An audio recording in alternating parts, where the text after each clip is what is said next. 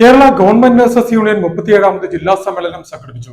Alappuzha Vandanam medical college ആശുപത്രി lecturer ഹാളിൽ സംഘടിപ്പിച്ച സമ്മേളനം യൂണിയൻ സംസ്ഥാന ട്രഷറർ ഇ.ജി. ഷീബ ഉദ്ഘാടനം ചെയ്തു.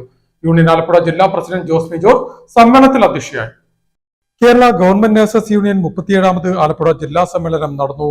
ആലപ്പുഴ വണ്ടാനം മെഡിക്കൽ കോളേജ് ആശുപത്രി ലെക്ചറർ ഹാളിൽ സംഘടിപ്പിച്ച സമ്മേളനം കേരള ഗവൺമെന്റ് നഴ്സസ് യൂണിയൻ സംസ്ഥാന ട്രഷറർ ഇ.ജി. ഷീബ ഉദ്ഘാടനം ചെയ്തു.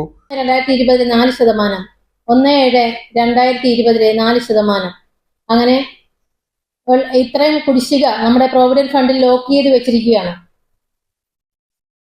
11ാം ശമ്പള പരിഷ്കരണ കുടിശ്ശിക കിട്ടിയിട്ടില്ല. 26 മാസത്തെ ആവിയായി പോയിരിക്കുകയാണ് കിട്ടാൻ. ഇങ്ങനെ ശമ്പള പരിഷ്കരണ കുടിശ്ശിക കിട്ടാതെ മരിച്ചത് 80,000 പെൻഷൻകാരാണ് മരിച്ചിരിക്കുന്നത്. പിന്നീട് 5 വർഷം കേരളത്തിലെ സർക്കാർ ജീവനക്കാർക്ക് 5 വർഷം കൂടുമ്പോഴാണ് ശമ്പളം പരിഷ്കരിക്കുന്നത്. അങ്ങനെ 12ാം ശമ്പള പരിഷ്കരണം നമുക്ക് ജൂലൈ 1, 2024 നടപ്പാക്കേണ്ടതാണ്. അതും നടപ്പാക്കിയിട്ടില്ല എന്ന് മാത്രമല്ല, ഒരു സമിതിയെ പോലും നിയമിക്കാനുള്ള നടപടി പോലും ഇതുവരെ ചെയ്തിട്ടില്ല. പങ്കാളിത്ത യൂണിയൻ ആലപ്പുഴ ജില്ലാ പ്രസിഡന്റ് ജോസ്മി ജോർജ് സമ്മേളനത്തിൽ അധ്യക്ഷയായി. യൂണിയൻ ആലപ്പുഴ ജില്ലാ സെക്രട്ടറി ആർ രാധിക ചടങ്ങിന് സ്വാഗതം പറഞ്ഞു. യൂണിയൻ ആലപ്പുഴ ജില്ലാ ട്രഷറർ ആർ സുജിത വരവ് ചെലവ് കണക്ക് അവതരിപ്പിച്ചു.